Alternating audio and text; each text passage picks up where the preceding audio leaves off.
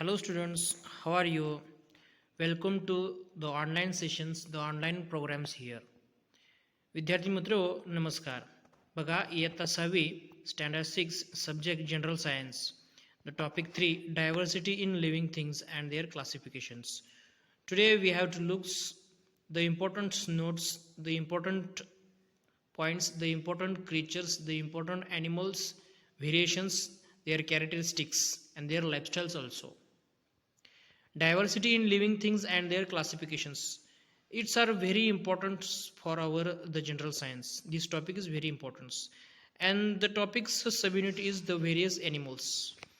आता वैविध्यपूर्ण असणारे जे काही ॲनिमल्स जे काही प्राणी वगैरे आहेत त्या संदर्भातली माहिती वगैरे आज आपण या ठिकाणी पाहणार आहोत. तत्पूर्वी सर्वांनी आपण ही जी काही पुस्तकं आपल्यासोबत दिली आहेत योगायोगन म्हणा किंवा पुस्तकाचा जो काही संच वगैरे आपल्यासोबत असेल तर तो आपण घ्यायचा आहे व पान नंबर 23 आणि 24 आपण जनरल सायन्सचं पुस्तक वाचून आपण पान काढायचं आहे जेणेकरून आपल्याला त्यातील माहिती तुम्हाला त्यातील समजू शकेल. Now you have to turn on the page number the 24. Today we have to look the semi science general science informations. Okay, now look here. All this information is given here. The various animals. The today's topic is the various animals. Various animals means वैविध्यपूर्ण असणारे सगळे प्राणी ह्या संदर्भातील माहिती आपण बघणार आहोत.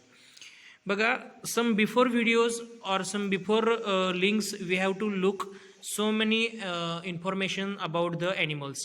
The viviparous animals, the vertebrate animals, invertebrate animals. म्हणजे पाठीचा कणा असणारे, पाठीचा कणा नसणारे, अंडज म्हणजे अंडी देणारे काही प्राणी असतील आणि त्यासोबत सस्तन प्राणी असतील, त्यासोबत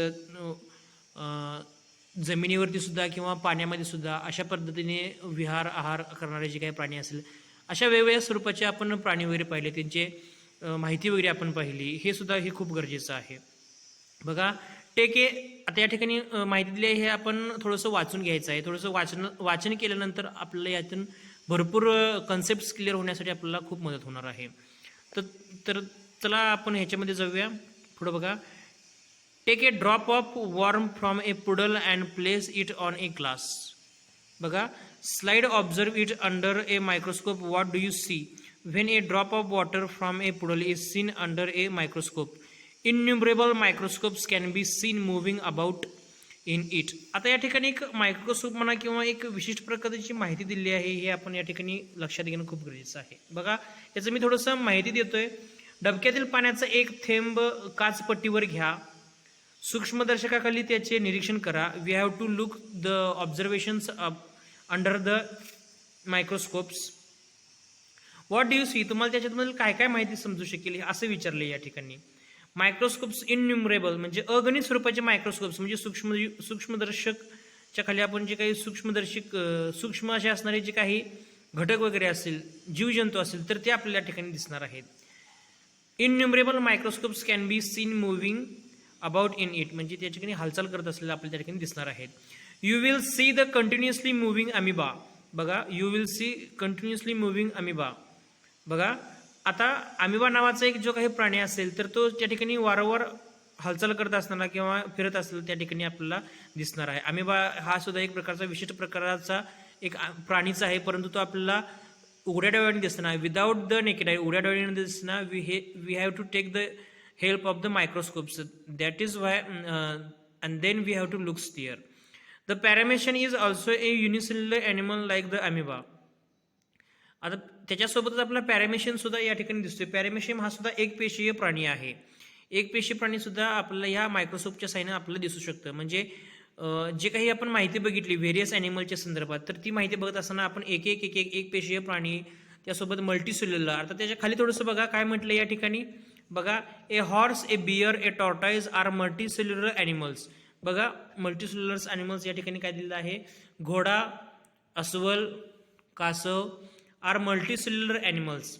बघा, आता घोड्याच्या संदर्भात जर समजा आपण म्हटलं we have to look about we have to consider about the horse. They have the 4 legs also, their ears, their eyes, their skins, their whooping sounds. It is very difference. हे खूप वेगळं असतं, परंतु हा देखील एक प्राणीच आहे. There are the some characteristics of the animals. Okay, Then bear is also we have to found in jungles also. Okay. Then a tortoise is a multicellular animal. This tortoise is live in the water or in the floor also. Okay. Now there is या ठिकाणी दुसरं एक माहिती या ठिकाणी आलेली आहे थोडंसं बघा. What is the chain of bones in the centre of our back called. बघा आपल्या पाठीच्या मध्यावर जी एक हाडांची माळ झाली तिला काय म्हणायचं, म्हणजे पाठीच्या आपल्या जी काही रचना वगैरे असते किंवा उभं राहण्यासाठी म्हणा किंवा हाडांच्या रचनेसंदर्भात बोन्सच्या संदर्भात या ठिकाणी एक माहिती आली. ती माहिती म्हणजे एक हाडांची शृंखला असते त्याच्या संदर्भात विचारलेलं आहे. Animals with a vertebral column with and those without it form two groups known as the vertebrate and invertebrate respectively. आता या ठिकाणी थोडंसं बघा वर्टिब्रेट्स आणि इनवर्टिब्रेट्स म्हणजे पृष्ठवंशी व अपृष्ठवंशीय प्राण्यांच्या संदर्भात माहिती आली आहे. आता वर्टिब्रेट म्हणजे पृष्ठवंशी आणि इनवर्टिब्रेट म्हणजे अपृष्ठवंशी म्हणजे ते जमिनीवरती राहत नाहीत अशा संदर्भात या ठिकाणी माहिती विचारली आहे. याच्यासाठी थोडं तुम्हाला शब्दांचं रचना म्हणा किंवा शब्द भरपूर पाठ करावे आपल्याला लागणार आहेत. जर समजा तुम्ही शब्द भरपूर पाठ केला त्याची वाक्यरचना जर समजा तुम्हाला जमायला आली तर कोणताही शब्द जर समजा तुमच्या वाचनात वगैरे आला तर त्याचे जे काही मिनिंग्स वगैरे असतील ज्याचा अर्थ वगैरे असेल तर तुम्हाला त्या ठिकाणी लगेच लक्षात येणार आहे. हे आपण लक्षात ठेवायचं आहे. खाली बघा थोडंसं snakes, birds, fish and kangaroos as also humans are vertebrate animals.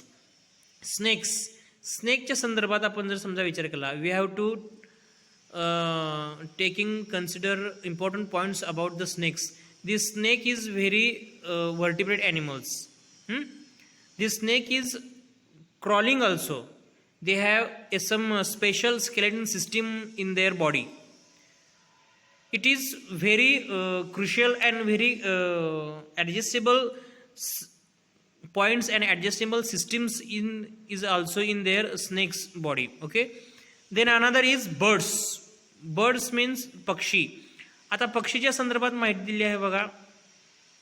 The bird is very different birds also.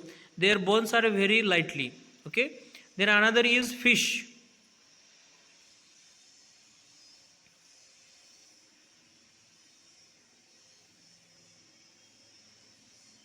The fish is there. The fish bones are very specific. म्हणजे माशाच्या संदर्भात माशाच्या रचनेमध्ये या ठिकाणी माहिती दिली आहे. मासा कसा असतो तर हा मासा दिसायला हा खूप वेगळा असतो. त्याच्या शरीरामध्ये हाडांची रचना ही देखील खूप वेगळी असते. काटेरी भाग असणारे जी काही माशाची हाडांची रचना असते ही आपल्याला अनुभवायला मिळू शकते. पुढे बघा कांगारूज. कांगारूज म्हणजे काय? It is a national animal of the Australia country. Australia country म्हणजे राष्ट्रीय प्राणी म्हणून कांगारूला बघितलं जातं ऑस्ट्रेलियाच्या देशामध्ये. As also columns are vertebrate animals such as snails, cockroaches, earthworms do not have a vertebrate column and therefore they are invertebrate animals. बघा या ठिकाणी animals such as a snails म्हणजे काय? गोगलगाय. गोगलगायच्या संदर्भात ही माहिती दिली आहे. गोगलगाय सुद्धा हे कसे असतात? खूप वेगळे असतात. कॉक्रोचेस म्हणजे काय? तर झुरळाच्या संदर्भात जर समजा हाडांची रचना म्हणा किंवा त्यांचे पाय म्हणा किंवा त्यांचे टँकल्स म्हणा त्यांचे सेन्सेशन्स पॉवर्स म्हणा हे खूप वेगळे असतात. आता व्हेरियस ॲनिमल्सच्या संदर्भात म्हणजे हा सुद्धा एक प्रकारचा विशिष्ट प्राणीच आहे म्हणून आपण या ठिकाणी लक्षात ठेवायचं आहे. म्हणजे कॉक्रोचेस कसा असतो काय असतो हे आपण लक्षात ठेवायचं आहे. अर्थवॉर्म्स. आता अर्थवॉर्म्स म्हणजे काय? आता या ठिकाणी आलाय बघा. अर्थवॉर्म्स म्हणजे काय? तर हा बघा या ठिकाणी बघा. अर्थवॉर्म्स म्हणजे काय? तर या ठिकाणी हा अर्थवॉर्म्स बघा हा आहे अर्थवॉर्म्स. अर्थवॉर्म्स म्हणजे काय? तर गांडूळ. गांडुळाच्या संदर्भात ही माहिती आपण जर समजा विचारात केलं अभ्यास करायला गेलं तर गांडूळ हा प्राणी हा कुठं राहत असतो तर हा शेत जमिनीमध्ये राहत असतो. शेत जमिनीमध्ये राहत असताना तो काय खातो तर तो मातीच खातो व त्याच्या विष्ठेद्वारे समजा ही माती पुन्हा जमिनीमध्ये पसरत असते तर ती सुपीक मृदा आहे असं म्हटलं जातं. गांडुळाची माती जर ज्या शेतामध्ये जर समजा उपलब्ध असेल तर त्या ठिकाणची माती किंवा शेती ही सुपीक मृदा आहे किंवा असते असं म्हटलं जातं. हे आपण या ठिकाणी लक्षात ठेवायचं आहे. बघा earthworms do not have a vertebral column and therefore they are invertebrate animals. आता हे देखील इनव्हर्टिब्रेट आहे किंवा त्याला अपृष्ठवंशी आहे असं त्याला म्हटलं जातं. आता या ठिकाणी दुसरा एक मुद्दा किंवा आलेला आहे, हे देखील आपण थोडंसं बघायचं आहे. प्राण्यांच्या संदर्भात म्हणजे व्हेरियस ॲनिमल्सच्या संदर्भात आपण अभ्यास करत आहोत. आता मी काही वेळेला जास्त इंग्लिशच्या ऐवजी मी मराठीचा थोडासा जास्त वापर करत असतो. कारण का तर सेमी आहे, पहिल्यांदाच तुमचा सेमीचा हा अभ्यासक्रम वगैरे असणार आहे. त्यामुळे पटकन तुम्हाला इंग्लिश टू इंग्लिश ट्रान्सलेट करणं हे शक्य नाही आणि आता त्यात सुद्धा ऑनलाईन शिक्षण चालू आहे. त्यामुळं भरपूर करून आपण थोडंसं मराठी आणि इंग्लिश या दोन्ही भाषांचा संदर्भ किंवा साथ घेऊन आपल्याला पुढे जायचं आहे. ठीक आहे, पुढे बघा. Name some animals which lay eggs and others which give birth to their young ones. आता बघा, काही ॲनिमल्स किंवा काही घटक वगैरे असतात. अंडी घालणारे पिलांना जन्म देणारे प्राणी कोणकोणते आहेत असं विचारलेलं आहे. बघा, अंडी घालणारे व पिलांना जन्म देणारे प्राणी कोणकोणते आहेत. There are this example this question is given to asking questions to you. This question is a analysis based. आता हा एक ॲनालिसिस बेस्ड हा असणारा एक प्रश्न आहे. कोणते प्राणी अंडी देतात व कोणते प्राणी पिलांना जन्म देतात असं विचारलेलं आहे. आता कोणते प्राणी अंडी घालतात असं जर समजा प्रश्न आला तर आपण याला उत्तर काय देऊ शकतो, तर अंडी घालणारे प्राणी कोणकोणते असतात असं विचारलेलं आहे. तर अंडी घालणारे प्राणी जर समजा म्हटला तर first of all we have to give the example of the bird is the hen. कोंबडीचं उदाहरण देऊया, कारण कोंबडी काय करत असते, अंडी घालत असते. कारण आणि अंडी ही विशिष्ट ठिकाणी जर समजा दुकानात वगैरे गेलं तर त्या ठिकाणी तुम्हाला बघायला सुद्धा मिळू शकते. त्याच्यानंतर सापाच्या स्वरूपात जर समजा बघितलं तर सापाच्या त्या ठिकाणी सुद्धा अंडी ती घालते, हे आपण या ठिकाणी बघू शकतो. त्यानंतर बघा, and others which give to their birth young ones also. आता या ठिकाणी डायरेक्ट पिलांना जन्म देतात अशा संदर्भातले प्राणी कोणकोणते आहेत, तर त्या ठिकाणी ऑक्स म्हणजे बैल, काऊ म्हणजे गाय, ऑक्स म्हणजे बैल. बैल हा एक प्रकारचा एक सस्तन एक प्राणी आहे आणि त्याला फिमेल कॅन्डिडेट जर समजा म्हटला तर फिमेल कुठले येणार आहे, तर गाय येणार आहे. ठीक आहे, हे आपण बघू शकतोय. We have learn that producing another living things like oneself is called reproduction. आता बघा, स्वतःसारखा दुसरा जीव निर्माण करणे म्हणजे पुनरुत्पादन हे आपण शिकलो आहोत. ए हेन लेज एग्ज अँड हॅचेस देम. आता बघा, ए हेन लेग्स म्हणजे कोंबडी काय करते, अंडी देते व त्याला काय करते, ती उभवत असते असं या ठिकाणी म्हटलेलं आहे. After a few days the young chicks hatch out of the eggs. काही दिवसानंतर उभून झाल्यानंतर काय करतात, त्यातून पुन्हा पिल्लांना जन्म दिला जातो. अशा पद्धतीची ही प्रक्रिया या ठिकाणी चालू असते. हा देखील एक विशिष्ट पद्धतीचा एक गुणधर्म आहे किंवा it is A characteristics of the various animals. विविध प्रकारच्या एक आपण ही प्राण्यांच्या संदर्भात माहिती बघतो, ही सुद्धा एक माहितीच त्या ठिकाणी आहे. काल a cow gives birth to a calf. Before that the calf grows within the cow's body. बघा, गाईच्या वासराची वाढ गाईच्या शरीरातच होते. प्रजनन प्रकारानुसार ही बाब आपल्याला लक्षात येत असते. बघा, according to the mode of the reproduction animals are classified into two types. प्रजनन करण्याच्या ह्या क्षमतेनुसार किंवा प्रजनन करण्याच्या ह्या बाबीनुसार दोन बाबी किंवा दोन घटक या ठिकाणी आपल्यासमोर आलेले आहेत. According to the mode of reproduction animals are classified into two types. बघा, दोन भाग या ठिकाणी आलेले आहेत. Namely oviparous animals which lay eggs and viviparous animals. बघा, ओव्हिपॅरियस ॲनिमल्स म्हणजे काय, ओव्हिपॅरियस ॲनिमल्स म्हणजे काय, अंडज, आणि व्हिव्हिपॅरियस म्हणजे काय, तर जरायुज. अशा प्रकारे या ठिकाणी ही माहिती दिली आहे. बघा, which give birth to their young ones. अशा पद्धतीची ही माहिती या ठिकाणी दिली आहे. आपल्या ठिकाणी भरपूर वाचन करणं खूप गरजेचं आहे. काही विद्यार्थ्यांचे भरपूर वेळा फोन येत होते की हा पाठ आम्हाला पुन्हा एकदा सांगा, पुन्हा एकदा सांगा. त्यामुळे हा पाठ मी पुन्हा आपल्यासोबतच सांगितला आहे. व्हेरियस ॲनिमल्स म्हणून हा घटक मी घेतलेला आहे. हे आपण थोडंसं बघायचं आहे, माहिती घ्यायची आहे, हे आपण सोडवायचं आहे. ठीक आहे, आता या संदर्भात खाली आणखी थोडंसं माहिती आली आहे, हे देखील मी तुम्हाला सांगतोय. स्क्रीन रेकॉर्डरच्या सहाय्याने ही माहिती मी तुमच्यासमोर देत आहे. बघा, या ठिकाणी काय सांगितलंय, तिसरं बघा. Where are the animals, namely a horse, a bear, a tortoise, an alligator, a fish, a deer and a frog to be found. Where are the animals, namely a horse. बघा काय सांगितलं आहे, घोडा, अस्वल, कासव, सुसर व मासा व हरिण हे प्राणी कोठे आढळतात. बघा या ठिकाणी where are the animals namely a horse. Horse म्हणजे काय, घोडा. बियर, बियर म्हणजे काय अस्वल, टॉर्टर म्हणजे कासव, ॲलिगेटर, ॲलिगेटर म्हणजे काय तर सुसर, विशिष्ट पद्धतीची सुसर असते ती पाण्यामध्ये सापडत असते. कळलं, पुढं आपण बघणारच आहोत. ए फिश, ए फिश म्हणजे काय तर मासा. ए डियर, डियर म्हणजे काय हरिण. अँड ए फ्रॉग, फ्रॉग म्हणजे काय तर बेडूक. To be found, where found to असं म्हटलेलं आहे. These animals are all animals, these all animals you have to found in the earths. म्हणजे पृथ्वीवरती आपलं हे प्राणी हे आपल्याला आढळतात हे मात्र मान्य आहे, परंतु ते कुठं कुठं आढळतात किंवा सापडतात हे या संदर्भात त्यांनी माहिती विचारलेलं आहे. बघा या ठिकाणी पुढे बघूया. पहिलं ए हॉर्स, हॉर्स म्हणजे काय घोडा, घोडा कुठं आढळतो तो जंगलामध्ये म्हणा किंवा कोणी. इट इज ए ऑल्सो एक पेट ॲनिमल ऑल्सो, म्हणजे हा एक विशिष्ट काही लोक असतात तर ते पाळतात सुद्धा. आता या ठिकाणी बघा ए बियर, बियर म्हणजे काय सांगा. बियर म्हणजे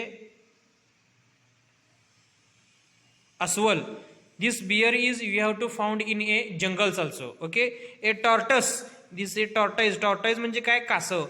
दिस tortoise you have to available in the jungles और some submarines in seas, some gulf countries also, or in the survivor the lakes, the dams, there are in ponds, in wells, there are also you have to look there, you have to found the tortoise animals also. Okay. Then another is a alligator, alligator म्हणजे काय सुसर. there is a type of a there is a type of alligator means ॲलिगेटर, ॲलिगेटर म्हणजे सुसर, हा मगरीचाच एक विशिष्ट पद्धतीचा एक प्रकार आहे हे आपण बघू शकतो. फिश, फिश म्हणजे काय मासा, मासा तर कुठं सापडतो तो पाण्यात सापडतो. पाण्यामध्ये नेमकं कुठं तर पाण्यामध्ये समुद्रामध्ये, नदीमध्ये, विहिरीमध्ये म्हणा किंवा सरोवर असतील, धरणामध्ये, अशा ठिकाणी हे मासे सापडत असतात. विशिष्ट पद्धतीचे कोणकोणती ठिकाणं आहेत किंवा काय हे आपण या ठिकाणी बघत आहोत. पुढं बघा ए डियर, डियर म्हणजे काय सांगा हरिण, हरिण कुठं सापडतो. ए डियर मीन्स हरिण, हरिण कुठं सापडत असतो तर deer is a very smart animal also. हा एक विशिष्ट प्रकारचा एक स्मार्ट म्हणजे दिसायला पण आहेच, त्यासोबत हा एक अतिशय हुशार असणारा हा प्राणी आहे आणि हा जंगलामध्ये आढळतो. This deer is we have to seen in a jungles also. A frog to be found, आणि आता विचारले फ्रॉग, फ्रॉग म्हणजे काय तर बेडूक. फ्रॉग हा पॉन्ड्समध्ये म्हणजे काही जे काही डबकी वगैरे असतील किंवा आपल्या जवळपास काही साठलेले काही पाण्याचे काही ठिकाणं वगैरे असेल तर त्या ठिकाणी तो आपल्याला फ्रॉग सापडतो, अशा ठिकाणी म्हटलंय. पुढे बघा आता ॲक्वॅटिक ॲनिमलच्या संदर्भात किंवा ॲनिमलच्या संदर्भात व्हेरियस ॲनिमलच्या संदर्भात माहिती देत असताना आपण खाली थोडीशी माहिती आपण थोडंसं अभ्यास घेऊया. बघा काय म्हटले, अकॉर्डिंग टू देअर हॅबिटॅट, त्यांच्या सवयीनुसार किंवा त्यांच्या आदिवासानुसार माहिती घेऊया आपण. According to their habitat, animals are usually classified into terrestrials and aquatic animals. However, animals like a frog, salamander, toad live in both places, namely land and water. Therefore, they are called amphibious animals. बघा ही माहिती आपण या ठिकाणी लक्षात घेणं खूप गरजेचं आहे. या ठिकाणी काय म्हटलंय बघा, प्राण्यांच्या राहण्याच्या अधिवासानुसार त्यांची भूचर, जलचर, जलचर असे सर्वसाधारण वर्गीकरण केले जाते, परंतु बेडूक, सॅलमेंडर, टोड हे प्राणी जमीन व पाणी या दोन्ही ठिकाणी राहतात म्हणून त्याला उभयचर असे म्हणतात. म्हणजे बघा ॲक्वॅटिक आणि टेरेस्ट्रियल म्हणजे भूचर आणि जलचर, भूचर आणि जलचर असे दोन काही प्राण्यांचे भाग पडतात. भूचर म्हणजे काय तर जमिनीवर राहणारे, जमिनीवर राहणारे प्राणी कोणकोणते असतात तर हे आपण थोडंसं निरीक्षण करू शकता. We have to observe the in our surrounding places, we have to make it a note about that and you get the knowledge about the terrestrial animals. Then the aquatic animals, aquatic animals means जलचर प्राणी, जलचर प्राणी means कोणते जर समजा aquatic animals make a list of, जर समजा असं टाईप तुम्ही केला गुगल क्रोममध्ये आणि जर समजा सर्च मारला, so that is why you have to get the so many animals there's, तर त्या ठिकाणी तुम्हाला भरपूर असे ॲनिमल्स त्या ठिकाणी बघायला मिळतील. हवेवर animals like a frog, salamander, frog म्हणजे काय बेडूक, सॅलमेंडर त्यानंतर टोड, टोड नावाचं प्राणी लाईव्ह इन बोथ प्लेसेस, तर ते दोन्ही ठिकाणी राहत असतात. नेमली लँड अँड वॉटर, जमिनीवरती आणि पाण्यावरती राहत असतात. Therefore they are called amphibious animals. Amphibious animals म्हणजे काय उभयचर प्राणी या ठिकाणी त्यांना म्हटलेलं आहे. ही बाब आपण या ठिकाणी सांगायची आहे किंवा लक्षात घ्यायची आहे. Means we have to look about this so many various animals about on that. आता मी भरपूर सगळी माहिती किंवा उदाहरणं वगैरे स्पष्टीकरण पण सांगू शकतोय, परंतु आपल्याला जर समजा खरोखर डीपली माहिती यातली घ्यायची असेल तर आपल्याला ह्याच्यातनी वाचन करणे खूप गरजेचं आहे. रीडिंग मी भरपूर वेळा सांगते, practice make mans perfect. You have to get the knowledge about issues or topics. You must have to give some more times on the reading. Okay, वाचनाला आपण भरपूर वेळ द्यायला पाहिजे. आणि आजकालची मुलं जर समजा बघितला तर भरपूर वेळ आपल्यासोबत आहे. ऑनलाईन शिक्षण चालू आहे, अजून शाळासुद्धा तसे चालू नाही आहेत. सकाळ दुपार संध्याकाळ याच्यासाठी थोडा थोडा वेळ का होईना आपण वेळ काढून पालकांनी सुद्धा आपण आपल्या मुलांना अभ्यासासाठी वेळ द्यावा, त्यासोबत वाचनासाठी वेळ द्यावा, असं माझं या ठिकाणी म्हणणं आहे. आता आपण थोडंसं अभ्यासाकडं होमवर्ककडं थोडंसं जाऊया आपण. Now the homework is given to you. Homework, the question first is write the info about terrestrial animals. Info means there is a short form of information. Write the information about the terrestrial animals. The second is give the examples of invertebrate animals. Invertebrate animals म्हणजे काय हे आपण थोडंसं बघायचं आहे. अपृष्ठवंशीय संदर्भात animals कोणकोणते असतील तर त्याच्या संदर्भात माहिती लिहायची आहे. तिसरं बघा, where we have found the frog, fish, horse, hen. तिसरं उत्तर लिहायचं आहे आपण फ्रॉग म्हणजेच काय, बेडूक, मासा, घोडा व कोंबडी आपण कुठं आढळतात हे लिहायचं, त्यांचा अधिवास लिहायचा आहे. चौथं बघा, write info about kangaroo. Kangaroo ह्या प्राण्याबद्दल आपण माहिती लिहायची आहे. ठीक आहे, ही अशीच माहिती लिहा, भरपूर वाचन करा. Thank you. Use your mask, sanitise. Okay, thank you.